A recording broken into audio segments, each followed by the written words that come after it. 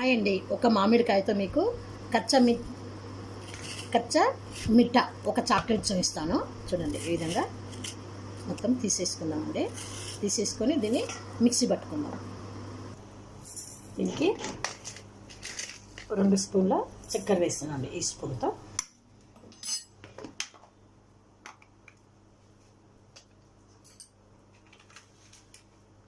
నల్లుప్పు వేస్తున్నామండి.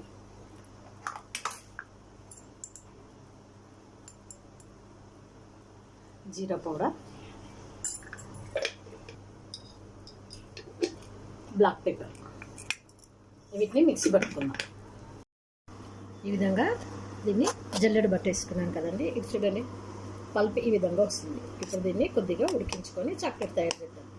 ఈ విధంగా ఉడికించుకుందామండి. కొద్దిగా ఇది థిక్నెస్ వచ్చేంత వరకు ఉడికించుకున్నాను. నేను ఒకటి మాత్రమే మామిడికాయతో చూపించాను కదా, మీకు ఎంత కావాలో అంత చేసుకోండి. నేను మాత్రం ఒకటే చూపించాను. చూడండి, ఇప్పుడు ఈ చాక్లెట్స్ మౌల్ ఉంది కదా, ఇందులో వేసేసుకుందాం.